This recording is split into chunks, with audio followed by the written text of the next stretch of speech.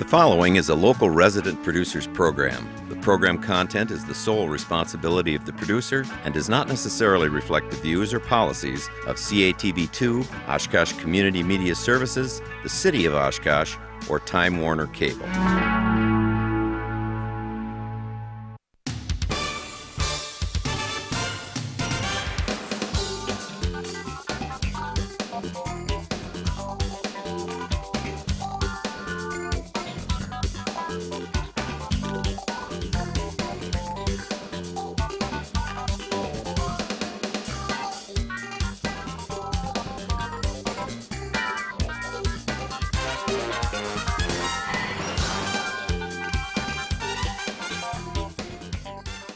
Hi everyone, welcome to Eye on Oshkosh. Cheryl Hentz here along with Dan Rylance, and very pleased to welcome back to the show an old friend and regular guest, Winnebago County Sheriff Mike Brooks. The reason Sheriff Brooks is here tonight is we had County Executive Mark Harris on probably about a month or so ago. By the time this airs, it's probably 6 or 7 weeks ago. Some things were said by him and some things were said by Dan, and thankfully I stayed out of the line of fire on that one, but no pun intended, yes, talking to the sheriff. Yeah. But some comments had been made that Sheriff Brooks wanted to just kind of set the record straight on, and we were talking about it on the phone, and I said, well, look, you can do a much better job explaining it to Dan, and our viewers should certainly have a right to hear what your explanation is and so forth. And so I invited him on the show and he graciously accepted, and so thanks for being here. Well, thank you for inviting me. Before you start, my wife is nervous. She thinks that you might have a warrant for me. So I'd like to get that off the table, right? You don't have a warrant for my arrest. No warrants now. Afterwards, that may be a different story. Well, I'm kidding. Welcome. Well, thank you. Well, anyway, I think I don't remember the exact two things. One had to do with the budget, Yes, right. and maybe they both had to do with the budget. But I think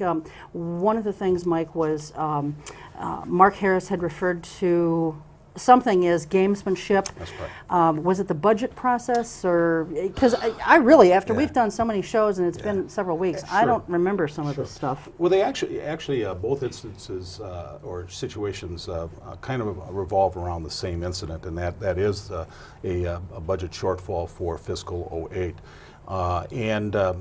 If I could address County Exec Harris's comment, I had brought this to the attention of the Judiciary and Public Safety Committee that I was going to have a roughly $800 to $1 million shortage. I'm required by board rules to report that to them as soon as possible, and that's simply all I was doing. This was no gamemanship on my part or any politics on my part to do it. I'm following county board rules. But the interesting thing is that when you take a look at it, the board already knew that this shortfall was going to occur. This is an example of a one-day story being played out over 3 or 4 days. And the reason for that is that in fiscal '07, about a year ago, a little more than a year ago, we were housing Dane County prisoners. And in asking Sheriff Mahoney if they were going to continue that contract with us during 2008, he said yes. In October of 2007, I went to the county board to seek monies for a jail study. And I was informed at that time by a county board supervisor that in fact we weren't going to be housing Dane County prisoners, and the county board supervisor said, well, I've known this for about 3 weeks, but I didn't have time to call you and tell you. It came as a surprise to me, and we didn't get notification from Dane County until about a week later. As a result of that, 2 weeks later we're doing our budget session, and I last year had asked for several amendments. If I remember correctly, something like 21 amendments to my budget. One of them was to increase the number of squad cars we were going to be getting, but more importantly, the last one was to decrease my revenues, the Dane County revenues, by $1.26 million.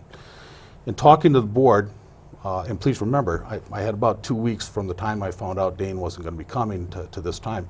In talking to the board, I said to them, there's no way I can make up this kind of money. There's no way I can do it. I do believe the state of Wisconsin will give us some state prisoners, but I don't know when, and I don't know how many throughout the course of the year. There's no way I could do that. The board for whatever their reasons were, chose to keep that revenue in my budget. So in fact, there was no way I was going to make my budget for fiscal 2008, and that should have been realized at the time that they voted down that amendment. So from my perspective, I was doing what I'm supposed to do for the county board. I have, through my 14 years as sheriff, been a very fiscally responsible sheriff. Now, I know as Dan had said, he had questioned whether or not that was an accurate statement on my part. And in fairness, I'm not sitting here telling you that I've never had a problem with the budget. We've had a couple situations where we had a problem with the budget. This year is one example. That's out of my control. I tried to remedy it.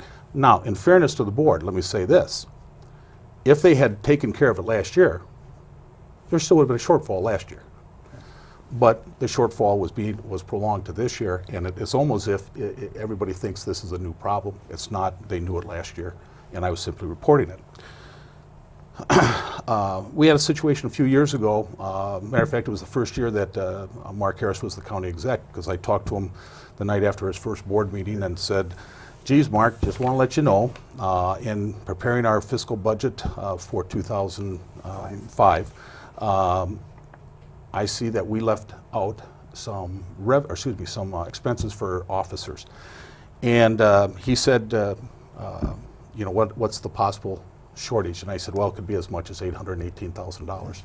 Now, I was on this on Oshkosh a couple times talking about that. Yep. And as I said at that time, you know, I had discovered it by the end of March. We get a fiscal report at the end of December for the entire year. Then in February, I get a fiscal report that tells me what I did in January. I get another one at the end of March that tells me what I did in February. It became very apparent at that point that there was a problem with our labor. And there was, in the calculations of the labor,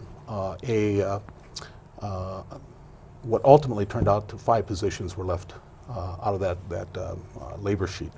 That came out to about $193,000 in labor. Nowhere near $818,000. But when you take a look at the final dollar amount, it was closer to $535,000. And I need to explain to you how that can be when we're only $193,000 short. The area of fringe benefits was the difference between the $193,000 and the $535,000. Fringe benefits are given to us, and they are figured on a county-wide basis using a general formula.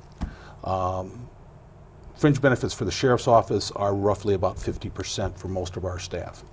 And so my budget, because of that error, could have been as much as $270,000, $280,000 in the hole. But because of the miscalculation of the fringe benefits, and not by our sheriff's office, that's why we were over. Now the reality of it is, I'm not trying to blame somebody else. Ultimately, whether we did a good job or a bad job, it still comes back to roost to me. But if you take a look at my budget over the 14 years, I have been very innovative, and when I say I'm talking the collective I, the Winnebago County Sheriff's Office. We've been very innovative in programs. We've been very innovative in outsourcing work, take people off the county payroll, but yet provide quality services and to save money. And let me just use as an example, the very first year that I was sheriff, we went through a category called other expenses, and we reduced that by 12% that first year. We reduced the capital by a little over $60,000 the first year, simply by applying good business purchasing concepts, bidding things out that we weren't bidding out before. We started working on some of the overtime issues, and we were able to reduce that in 1998 to a very unpopular, which proved to be very unpopular to a lot of people. We started the phone tree for the sheriff's office.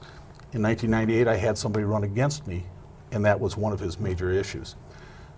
Wasn't popular, but it saved us over $98,000 just that single year in overtime costs. Well, a couple of things. Sorry to interrupt. No, that's okay. Tell us what the phone tree is. Oh, I'm sorry. And what is, because I don't recall, I'm sure you've been on this program talking about it, but I don't recall what it is. And viewers probably don't know. And what is your average overtime budget? Okay, and I'm glad you brought that up, the overtime budget, because tried. I was going to get into I tried it. Well, sometimes I get on this roll and I forget things.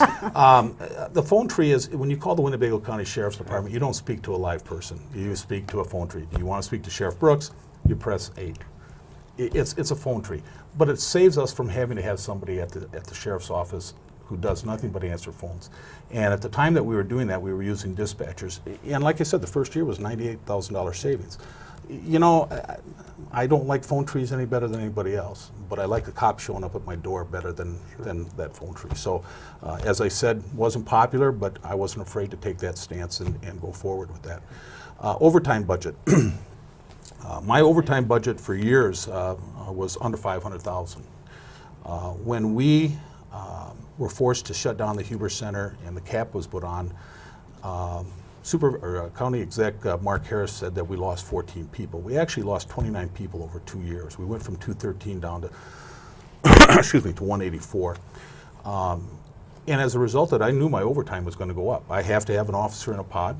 I have to have an officer working an area, whether it's an officer that's on overtime or whether it's an officer on regular pay is determined by my staffing level. But either way, I'm going to pay for it. As a result of that, we did last year go to the board and say, look, we know that hour by hour, by adding 2 positions in corrections, we'll be able to reduce hour by hour in overtime. Now, the problem with that is not that we're going to be able to do it right away, because when the county board approves that, I have to wait until January to hire the person. Then I have 90 work days, which turns out to be closer to 4.5 months of jail training, and then I have a 3-week school that I have to send them to. But I have to even get them hired first, and we're just in the process of completing those individuals where they will be working on their own. The same thing holds true for patrol. But we've been able to watch our overtime in some areas, and my point is, when we had adequate staffing, we had lower overtime. Mm-hmm. And I won't give the name of the county. Actually, I will. Allegheny County. If you take a look back prior to my layoffs, my overtime budget usually was roughly half to 2/3 of what their overtime budget was. And there was a lot of reasons for it, and not just good management, but there were a lot of things that we put in place that helped us hold that down. So, Couple questions, just Sure, quick on yeah. overtime. $500,000 of what's your total on salaries and stuff? What percent is $500,000 of on an annual basis? We at $500,000, our expenses for fiscal 2009 in the labor area will be about $16 million. Okay. Second is, when you say overtime, are we talking time and a half, double, weekend types? Is that? Our officers don't get any premium pay for weekends or holidays, but they get time and a half. Okay. And some things that have occurred over the years. Years ago, we used to pay the officers that were working boat patrol straight pay. Okay. Became very clear that was, from my opinion, was very illegal under the Fair Labor Standards Act. It says if you're predominantly doing the same job that you do in a squad car, but it's in a boat, it's working for the same employer, and you're supposed to be paid time and a half. So we started out by doing that, and slowly but surely we have put into place using Winnebago County Reserve officers who are certified officers to predominantly work the boats, reducing the cost from time and a half to $10. Excuse me, $12 an hour at this point. Okay. So, Mike, I may have missed it. I know you said for years you were under $500,000 in overtime, and then you lost all those people. Did you say, or did I miss it, or did you not say what your overtime is now? Oh, no, I didn't say it. I'm sorry. Okay. What I went into the county exec with this year was $755,000. Okay. What I came out with was $700,000. Okay. And and that's, I'm not taking a shot at our county exec. He's got a big budget to work with, and he's trying to make the numbers fit. But there are a lot of things that complicate the overtime budget. It's not only the staffing levels, but the Federal Medical Leave Act has a huge impact us. I just gave him an answer in writing about one of the recommendations from the from the personnel board that studied the county operations. And just in this last year, between the corrections, the E911 dispatch center, and patrol, we have roughly 100 lost work days because of the family medical leave. Now, I'm not saying we shouldn't have it, but what I'm trying to say is when you're operating at minimum staffing, that means that, along with other issues, means that you're going to run your overtime. Sure. And then what did you say Outagamie County's overtime budget is? I don't know what theirs is now, and I have not followed theirs over the last Okay. 5 or 6 years. I know that the last time I looked, and that was before I Lost your people? lost my people, and I can't tell you if it was the year before or 2 years before, but they were closer to $1 million Wow. at that time. So that brings me to the question then of this regionalization. You know, Winnebago, Outagamie County, and Calumet County. I mean, do we know what Calumet County's overtime budget is like? No, we don't. We just had a meeting today, and we're in the process of sending out RFPs to see what we need to do. We're phasing it so that if we get to one, after phase 1, if we say this is not going to work, we're not paying a consultant to come in and tell us how to do phase 2 and phase 3. So I'm not going to know for a couple months as to whether or not this will even be feasible. Because it just seems like, well, first of all, you got to change the state law Sure. to be able to have one sheriff running, you know, basically a jail for multiple counties. Then presumably you're going to cut some people somewhere, and that will probably, as what happened in this county alone, drive up the overtime costs. You've got this huge area to cover. A huge inmate population. Right. I'm not convinced that, first of all, I don't believe the sheriff should run a regionalized facility. I think what you do is you get an appointed position to handle that, okay? Rather than one sheriff for the 3 counties. That's right. Because politically, that's not going to work. Well, it's not only politically, yeah, that's probably good enough by saying it that way. But Yeah, my point is, Yeah. let's take it out of the hands of the sheriff. Okay. Or sheriffs, and that's my point, is it'll take legislation to change that. The overtime savings is just in the sheer fact that, and this actually, can I say 2 things and then let me go back into this? Sure. I want to point out again about the fiscal responsibility. Over the years, I've outsourced meals. The first year alone, we went from our previous vendor asking $600,000 to do meals when we were downtown with 100 inmates, to this year I'm going to spend $447,000 for about 340 inmates. It's those types of things that we've done. We outsourced our health care. We've outsourced or we've changed how we do our transportations.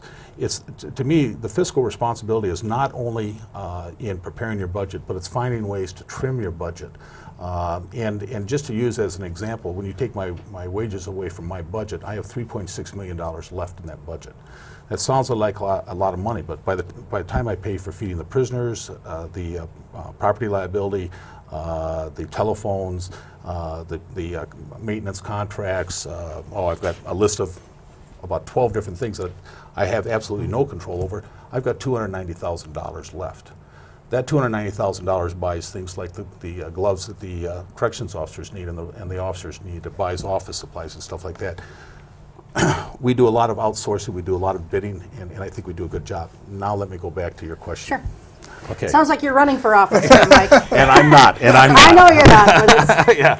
Well, but you have to defend your record, Yeah. whether you're running or not. And I'm going to tell you, I know that not everybody is pleased with me as the sheriff, and sometimes that makes you a better sheriff because you try and find ways to take away any arguments they might have. But I am very proud of the work that my staff and I have done over the years. We've worked very hard to provide quality services, but yet hold the cost down. But when we go back to the jail issues, one of my biggest concerns is the fact that we need to recognize that our jail growth is going to continue on.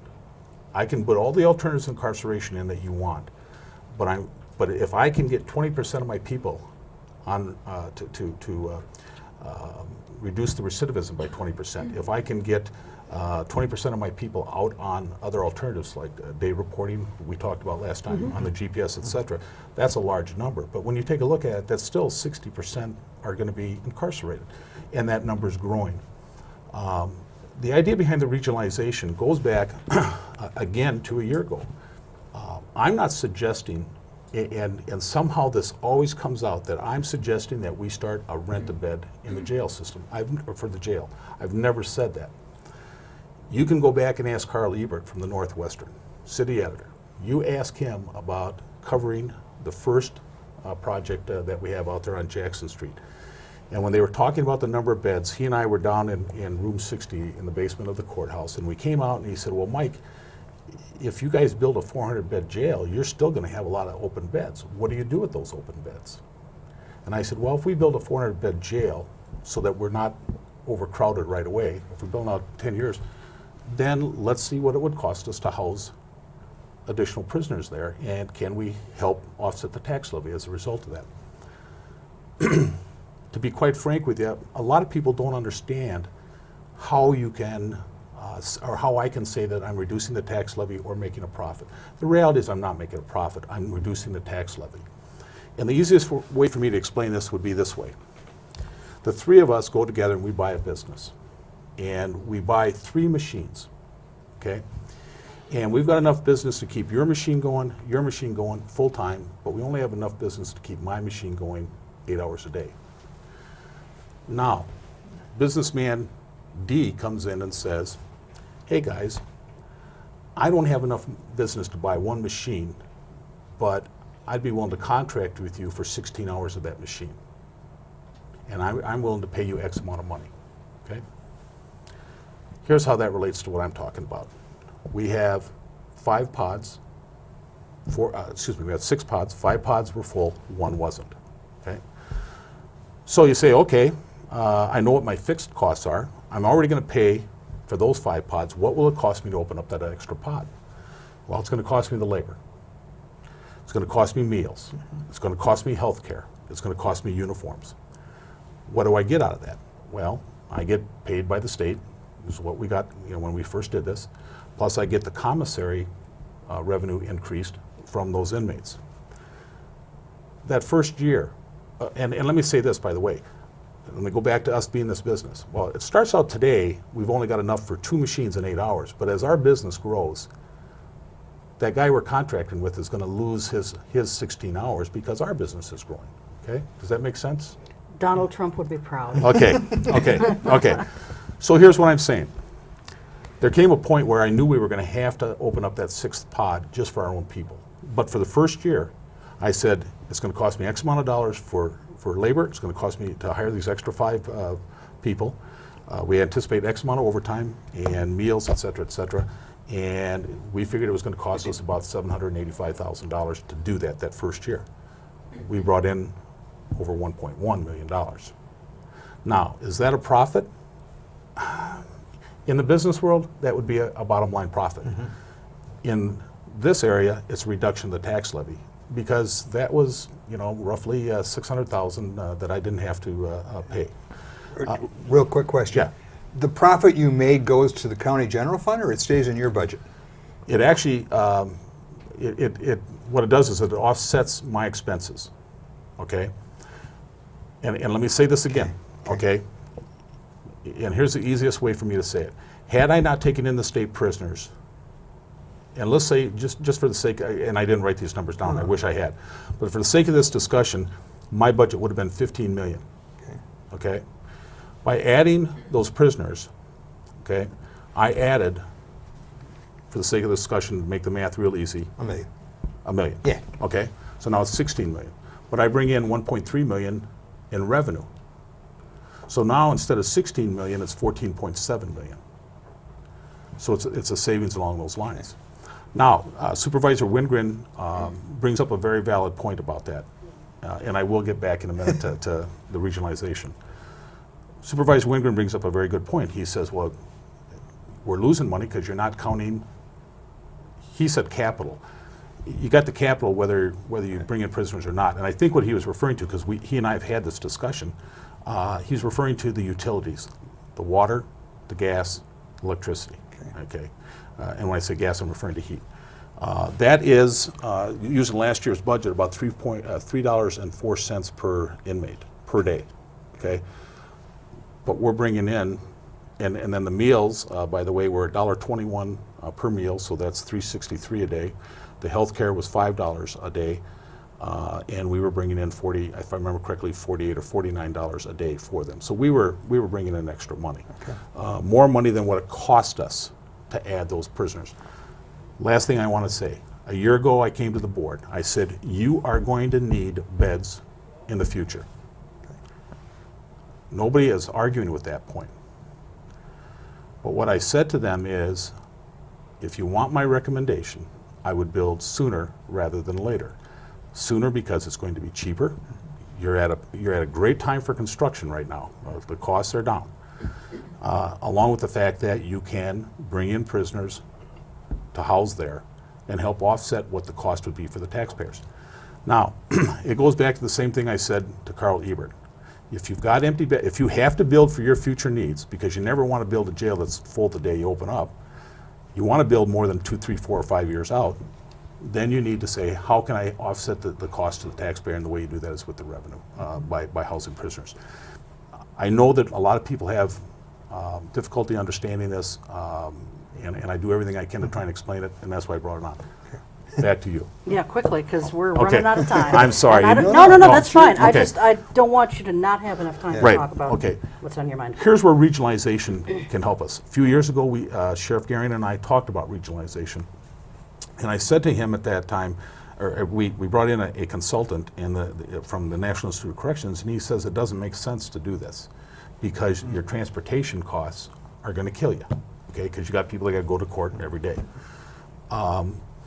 So we built our current facility, and we knew that by 2009, 2010, if things didn't change, if there wasn't any modification, that we were going to be full there. Well, we've added some alternatives, and that's why we're going to get a little more out of it. But the whole point is that now he and I both have enough sentence prisoners, people that aren't going to court, that we can share a regional facility and eliminate those transportation costs.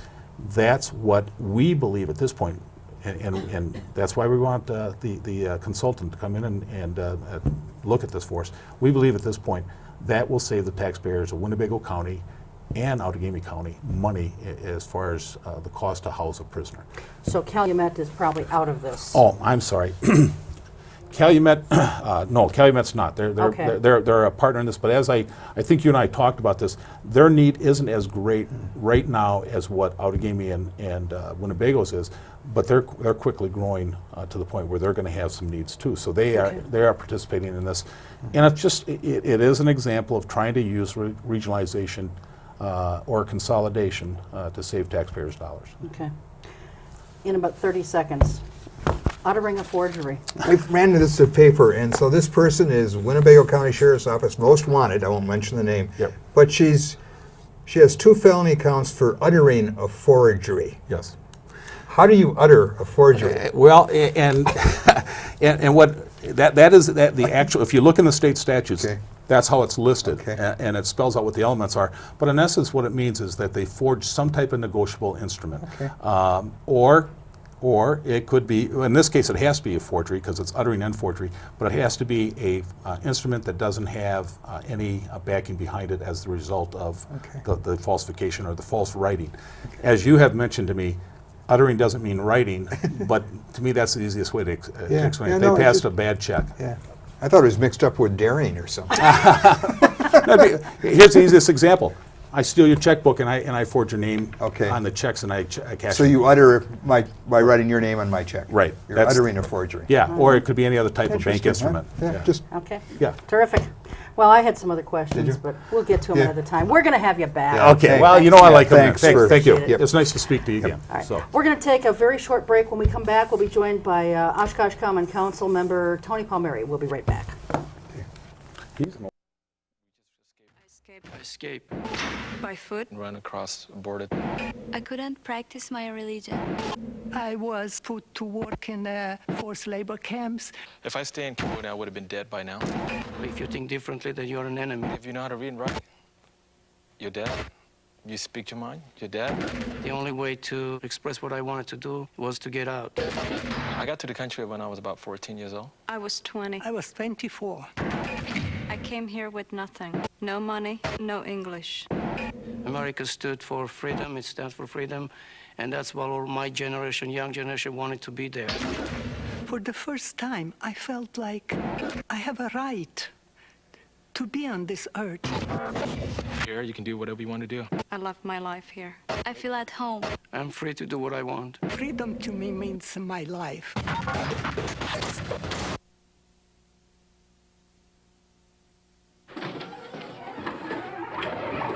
How you doing? Hi. Hi.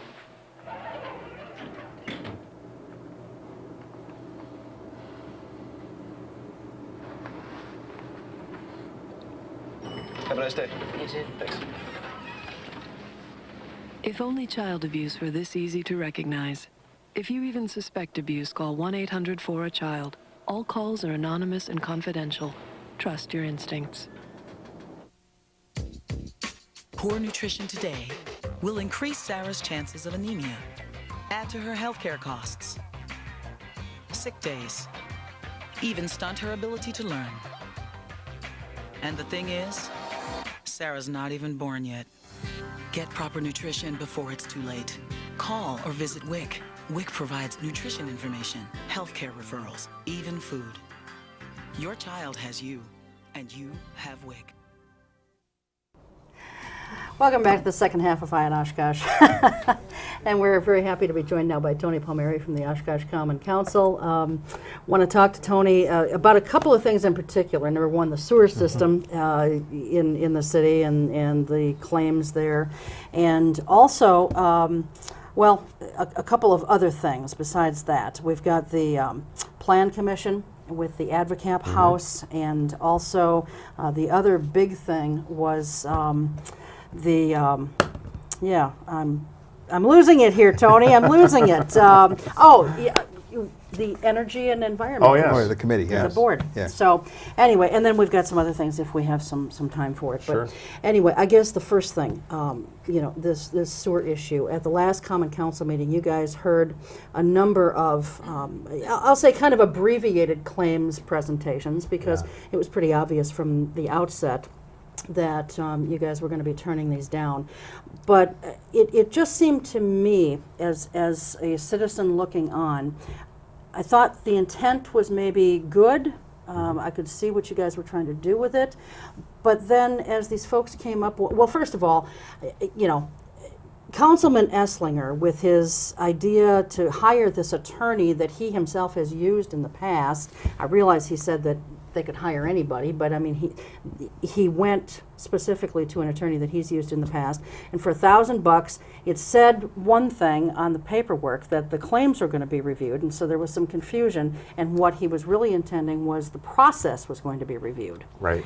And so I don't think he said hire that attorney, though. No, Right. but he suggested that he could, do it for $1,000. Right. That to me is a suggestion that, hey, maybe we should hire this guy. He did say, and I've already said that he, you guys could hire anyone you wanted, but he went to this guy because he'd worked with him in the past. And, I thought that was kind of a silly thing to even propose when he's got that kind of conflict there. But in any event, then I thought that there was politicking going on, Tony, when, he sat there and said, well, I can't get 4 members on this council to spend $1,000 to do this. And you and some other council members said, well, we don't have the expertise nor enough information to really approve these claims. And so one by one, these poor folks came up and they all got shot down. I mean, what did you guys, if you didn't have enough expertise to hear them, what were you hoping was going to be accomplished? I don't think it was the issue of expertise to hear them. It's the issue of whether people come before the council with the necessary evidence to make their claim. For example, when we approved the claim of the woman on Otter Street, she came to the council meeting with a master plumber. Yep. Licensed in 2 states, right? Licensed in a master plumber in 2 states, Michigan and Wisconsin. Our city staff chose, in my judgment, not to take that seriously. They had emails from a sewer inspector and whatnot. In that case, my feeling was the woman had made her case. The people who came at our last meeting, who you talk about, they were not in a position, already being out thousands of dollars in losses for property, They were not in a position to hire engineers and master plumbers, and nor should they have to do that. And so my feeling was what we should do as a council is try and hire either an engineer, plumbers, whoever, to determine for us whether the city is in fact negligent.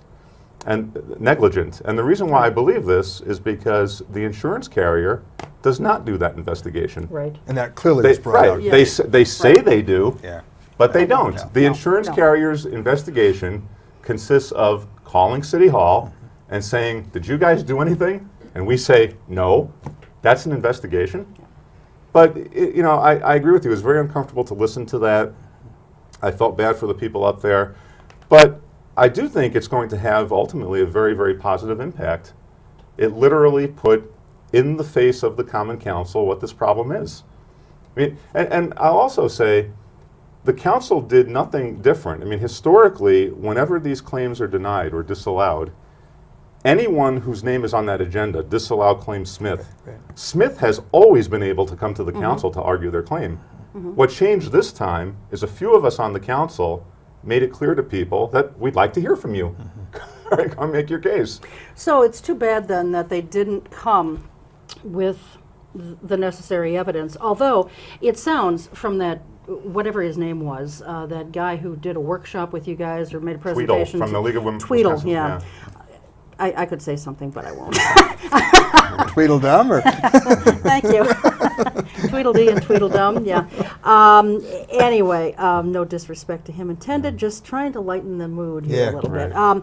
bit. He made it very clear that the city doesn't have to upgrade, if you will, they just have to maintain, right? He made it clear that municipalities don't even have to provide sewer service. Well, you know, I mean. But when they do, they need to maintain what they have. But Right. even that, what a claimant has to prove in order to prevail The threshold is. is high.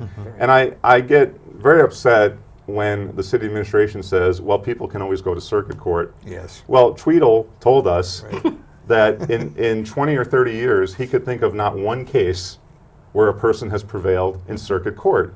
So in my judgment, as uncomfortable as it is, as much as I don't like this, the council has got to be the court of last resort, in my judgment. Well, I thought you guys made the very right decision with the woman with the master plumber. Right? I thought that that was the right decision. I thought what happened in the last council meeting, while it may have been well-intended, it gave these people false hope, and I think they left the council chambers probably feeling like they'd been, you know, it was stuck to them again. And No, I think most of them left that night wondering why the council will not hire a third-party investigator. If everyone on that council agrees, and I hope we all agree with this at this point, that the insurance carrier is not doing the proper investigation, and if our city administration can't do the proper investigation because they don't want to identify themselves as liable, if we agree with those two premises, then it makes sense that we would hire a third party to do this. I mean, other cities have independent commissions that look at claims. well, sure, but then Right. maybe that person should be looking at each individual claim, not just the process.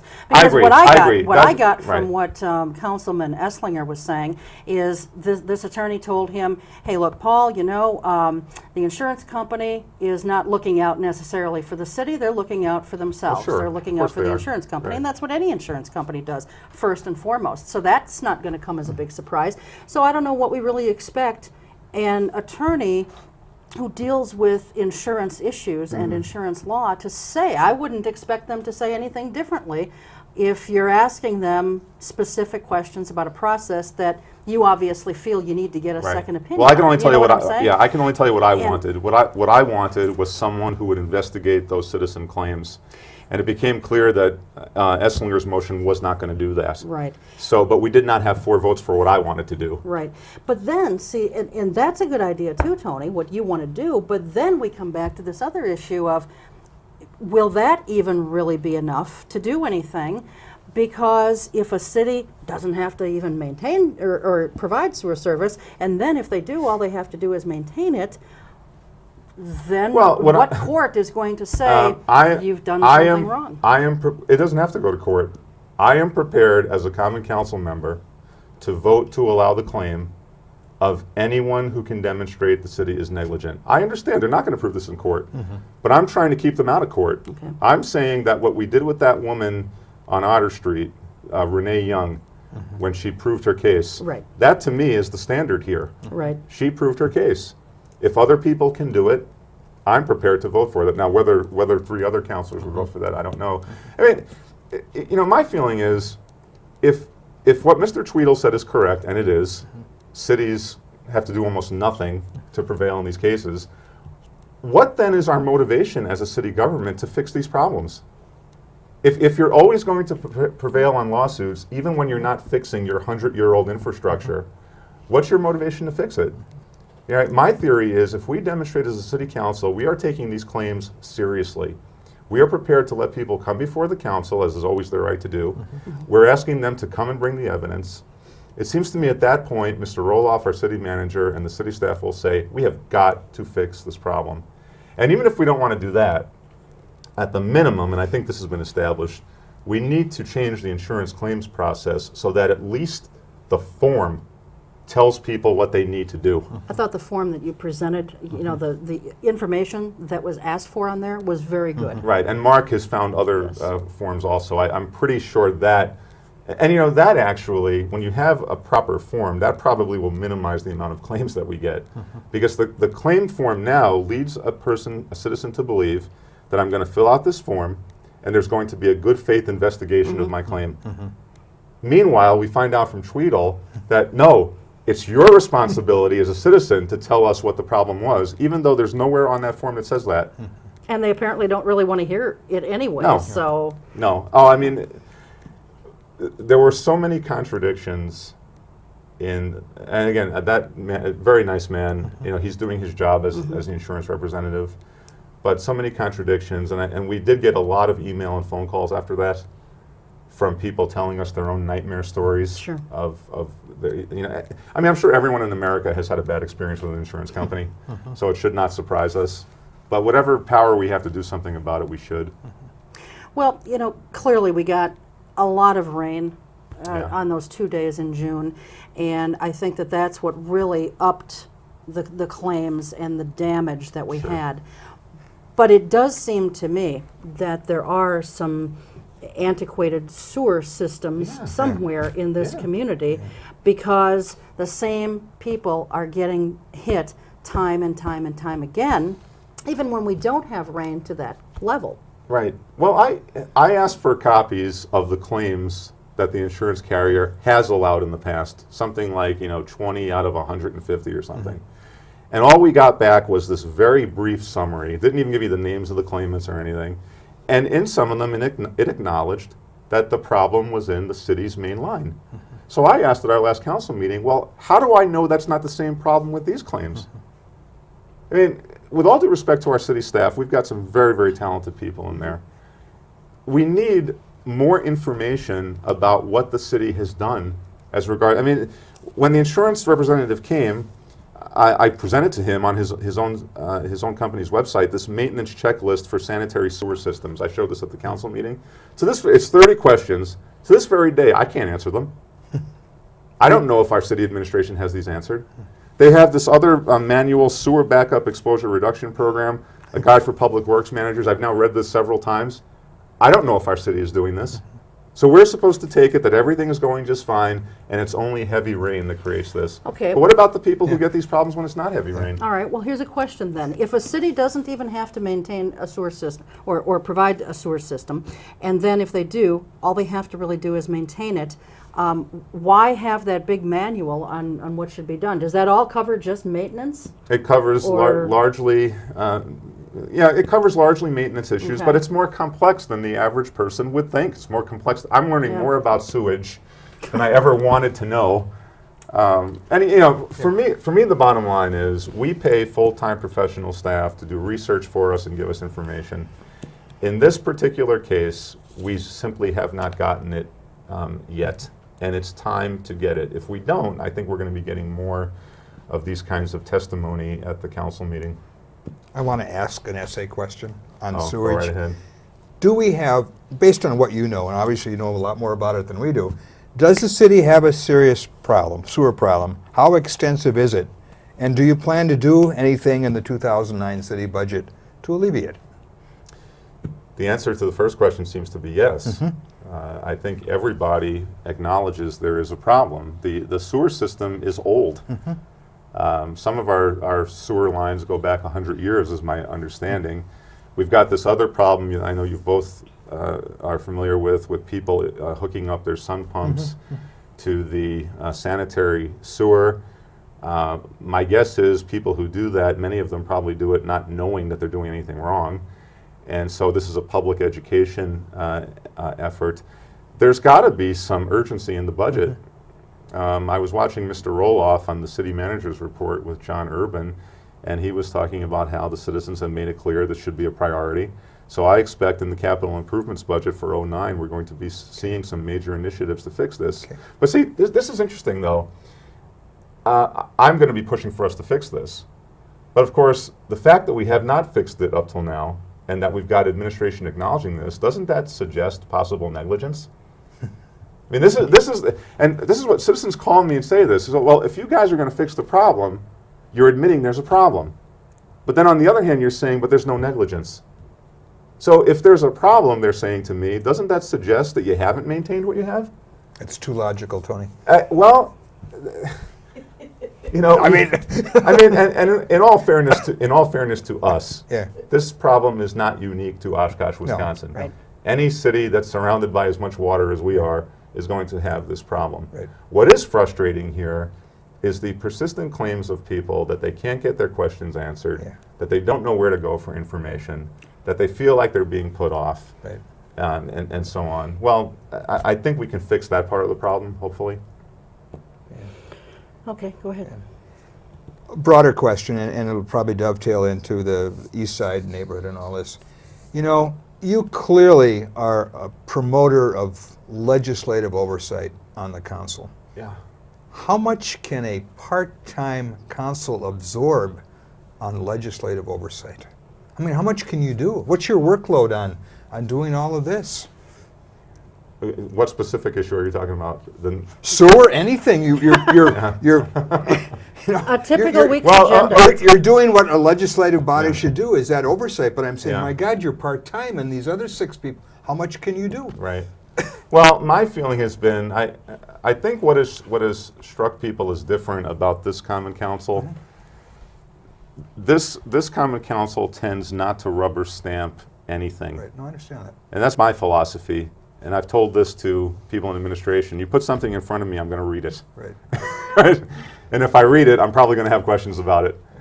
And so that's part of the oversight oversight function. But I also believe, Dan, that people elect officials, and often the elected officials are their last hope. Right. So that, can we transition to the Near East neighborhood? Sure. Yeah. All right. Yeah. In that case, we have a situation, Dale Avenue, Right. where the AdvoCap folks want to put some treated wood on a Green home. treated lumber. Green treated lumber, which Susan Keplinger and the Plan Commission, well, the Planning Department has Right. said, no, this isn't in accordance with Right, the and- neighborhood. right, and apparently, according to the way the Near East Neighborhood Plan is written, the decisions on something like that stop at the Plan Commission. And why is Don't that? come to you. Why is that? Because they're advisory only, and well, everything else that they do comes back to the council. That's my view. Apparently, when the Common Council, I was not on the council at the time, but apparently when the council voted in the Near East Plan in 2006, this was part of it, and the council then voted it in. My view is, I don't know how I would vote on that, by the way. I'd want to hear the AdvoCap people. I'd want to hear Susan Keplinger, and I would then make my own decision. But it seems to me, if I'm a homeowner and I want to do something, and the city bureaucrats say no, the idea that I then can't go to my elected officials for an appeal there, that doesn't sit well with me. So that's what I'm going to support, the idea that on issues like this, the council should have a say in it. Because as you said, Cheryl, pretty much everything else that the Plan Commission does comes before the Common Council. I don't know of anything Yeah. that they do that doesn't come before Yeah. you guys. Now, why this one thing? Now, if I were Susan Keplinger and Darren Burich, I probably would want it to stop at the Plan Commission, for the most part, right? But on the other hand, I do think people should have the right to appeal to their elected officials. And in fact, I haven't had a chance to do this yet, but I'm going to go back to the responsibilities of the Plan Commission and see if, in fact, they can do this. I never thought the Plan Commission was a decision-making body. I thought it was an advisory body.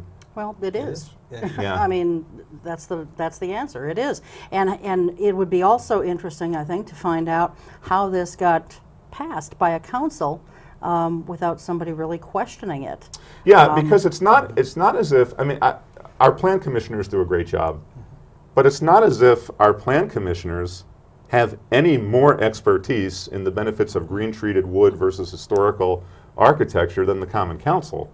So it's not that the Plan Commission, when you become a Plan Commissioner, you don't all of a sudden develop expertise in these issues. Well, this whole thing just sort of, I think, rubs a lot of people the wrong way, including me.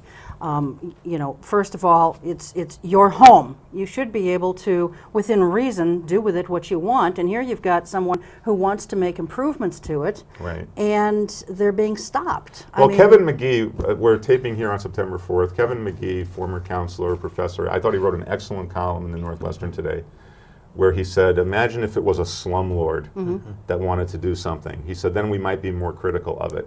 And I understand the point he was coming from. We have older neighborhoods like the Near East that I think it's a good idea to maintain some, you know, architectural integrity. Having said that, there's a lot of gray area. well, So that, for me as a common councilor, if the advocate people come before the council and make a strong, strong case that what they want to do is appropriate for whatever reasons, I'm going to give it consideration. That to me deserves to be heard by their elected officials rather than just the Plan Commission. So, you know, there are going to be three options at the next council meeting, which is on September 11th. right. One option would completely eliminate the Near East Neighborhood Plan. Right. I don't support that. I do think we need neighborhood revitalization plans. The second option would simply get rid of that language that mandates the historic architectural integrity. I don't think I support getting rid of that language either. But then the third option, which at this point I'm leaning towards supporting, would bring the decisions from the Plan Commission to the Common Council. That to me seems reasonable. And these are being brought forward by Councilman Esslinger, Right. and you know, Because he is on the Plan Commission. Right, and he kudos was- to yeah. him for you know, taking some steps here to try and undo a wrong here that I think has been done, and to prevent something from happening in the future. I mean, you know, it just seems to me like, Well, do you support getting rid of the Near East Plan? no, I'm just saying, you know, kudos to him for bringing something forward to try and do something so that this doesn't happen again.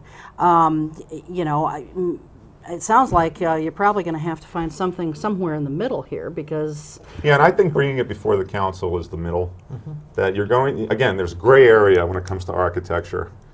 And I do think, if I were advocate right now, I would be very, very frustrated that after that Plan Commission, I have nowhere else to go with this.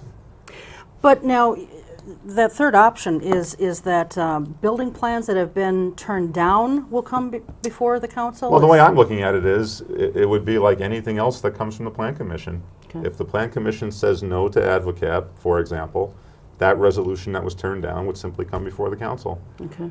And for all I know, the council would uphold what the Plan Commission advises. But why doesn't it come before us? That doesn't seem to make sense Yeah, to me. this whole thing has Yeah. not seemed to make a whole lot of sense. With some time running out here, let's quickly get to the Energy and Environment Advisory Board, another advisory board. And a new board. Yeah. I mean, at An least old board, but a revised. revised or board. Yeah. rehabilitated, maybe. New in the sense that it hasn't really been doing anything over the Right. years. It died in the 90s. And I thought that, you know, well, why don't you set the Yeah, stage for us here, Tony? Because I thought that the point that you made was very good about Well, this. after Mayor Tower signed the Climate Protection Agreement last year, the council agreed we should try and start an Energy and Advisory Committee. Turned out we already had the language in the codes. So we used the existing language, which goes back to 1983, and recreated this committee. Like all new committees, the committee has had some trouble getting off the ground. And listening to some people on that committee, they claim the problem is that city staff wants them to have a very narrow mandate. However, the 1983 language is quite expansive. I mean, I think appropriately so, because there are things that are at the Fed level, the state level, that this committee could inform us on. Jessica King, who very intelligent, hard-hitting counselor, brought forward a resolution to severely narrow the scope of that committee. And I was opposed to her resolution.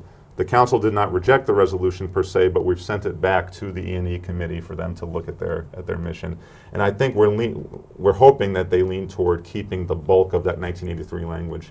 Because I believe, let's face it, whether we have a President McCain or a President Obama, both of those guys are solidly behind efforts to do something about global warming. So a committee like this is going to need some knowledge of what's going on at the federal level and other levels. So I just want to give them the broad mandate. Sure. And, the point should be made, though, Tony, that, the reason that you opposed what she brought forward was because the language was worded such that the advisory board could only take action as directed by the council. Right. And your point was, which I thought was a very good point, if you've got a council who you can't get 4 people on there Right. to get solidly behind something that's good for the environment, this board has nothing to do. Plus, Cheryl, there is not one other board or commission in the city Yes. that acts at the behest of the council. Right.